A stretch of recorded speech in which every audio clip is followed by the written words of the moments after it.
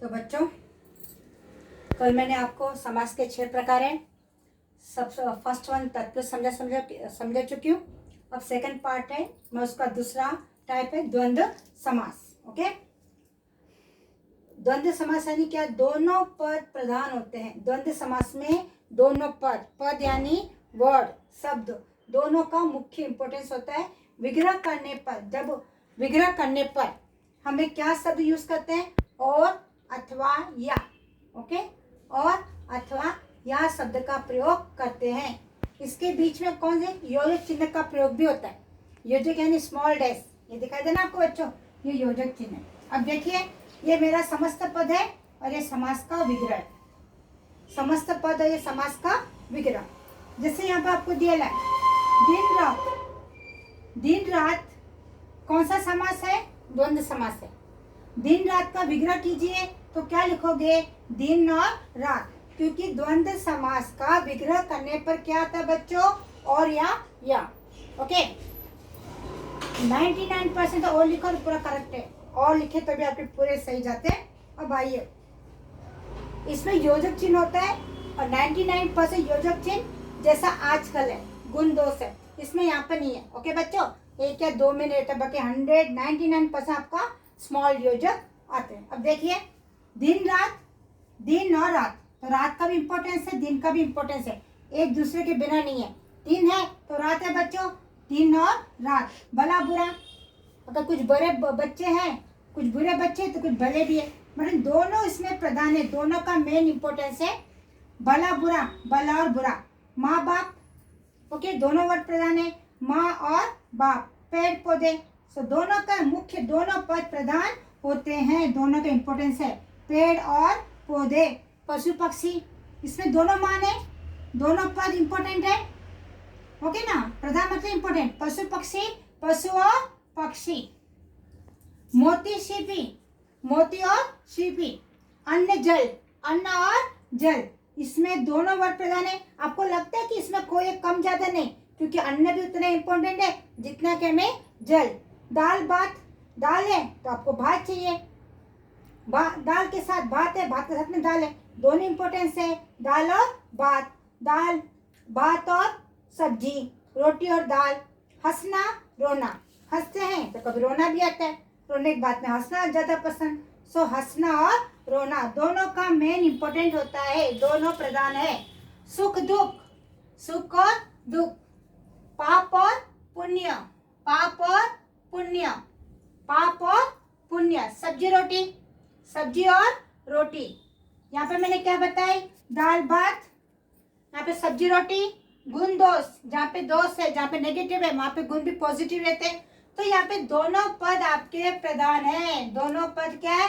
प्रधान है। दोनों का मेन इंपॉर्टेंस होता है, सब्जी और रोटी, गुण और दोष, आज और कल, आमने सामने। आमने है, आमने सामने।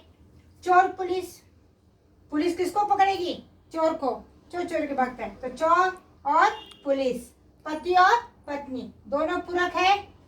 ओके बच्चों, पति पत्नी, पति और पत्नी। राम और रावण है, राम को किसने, रावण किसने मारा? राम ने।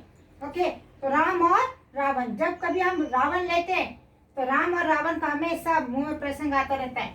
ओके, जहाँ राम है वहाँ राम ने किस पर विजय पाई? राम को मारकर। तो राम और रावण, सुबह और शाम।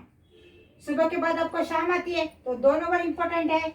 नमक मिर्च, नमक मिर्च के बिना कोई सब टेस्टी कैसे रहेगा? तो नमक और मिर्च, यहाँ पे दोनों वर्ड प्रधान है। इस वर्ड में दोनों का इंपॉर्टेंस समान है, एक दूसरे को कम नहीं आ सकते। ओके, नमक और मिर्च। दुख और दर्द, दुख और दर्द। काम और धंधा, आगे पीछे, आगे पीछे। चाय कॉफी। तो देखिए बच्चों, इसमें जितने भी आपके ये है द्वंद्व समास के, ये समस्त पद क्या है आपके? द्वंद्व समास। इन दोनों में क्या है?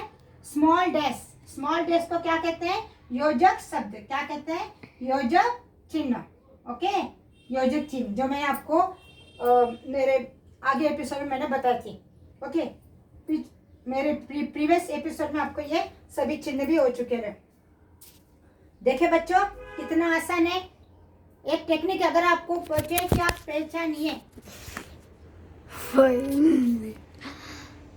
आपको कहेंगे कि पहचानिए कैसा, तो इसमें सबसे पहला टेक्निक है कि आपको ये स्मॉल डैश दिया जाता है। स्मॉल डैश आ गया दिमाग में तो 100% जैसे आपको ये वर्ड्स आ गया तो हम इसे क्या कहेंगे, द्वंद्व समास। ओके बच्चों, फिर कहाँ पहचाना, जैसे यहाँ पर मैंने लिखा आजकल गुण दोष, तो आप कंपेयर कीजिए, अगर दोनों इंपॉर्टेंट है, दोनों प्रधान है, आज भी और कल है, दोनों मुख्य प्रधान है, गुण दोष, इसमें कोई कम नहीं कोई ज्यादा नहीं, मतलब दोनों पद है। ऐसा कि मैं एक को निकाल दे काम पर, नहीं, जहाँ पे गुण है, जिस व्यक्ति में गुण है तो उसमें कुछ दोष भी होते हैं, आज और कल। तो बच्चे देखें कितना आसान है द्वंद्व समास। तो बच्चों आप क्या करोगे, एक बार इसको लिखकर प्रैक्टिस कर लीजिए, तो आपको ये 100% आप 1 में से 1 स्कोर कर लोगे। ओके, क्योंकि एक एक पानी से, एक एक बूंद से सागर बनता है। ओके, देखिए बच्चों, चलो अब हम नेक्स्ट में पढ़ेंगे, पार्ट 3 में जाएंगे। ओके बच्चों, तो एक एक बूंद का बहुत वैल्यू है, जिस प्रकार से एक एक बूंद पानी का वैल्यू है, उस प्रकार से हमारे पार्ट बी में एक एक मार्क आपको स्कोर करना है। जब एक एक मार्क का परफेक्ट करोगे तभी आपको बच्चों 20 में से 20 मार्क्स आएंगे। जब आप यहाँ पे पार्ट बी में स्कोर करोगे फुल मार्क्स, तो आपके पूरे 10 पॉइंट आएंगे। कितने पॉइंट आएंगे, 10 पॉइंट आएंगे बच्चों। ओके बच्चों, पार्ट बी आपका पिलर है अधिक से अधिक, इसको एक बार लिख लीजिए तो आपको ये पूरे दिमाग में अच्छे से आ जाएगा। ओके बच्चे, चलो थर्ड एपिसोड में मिलते हैं।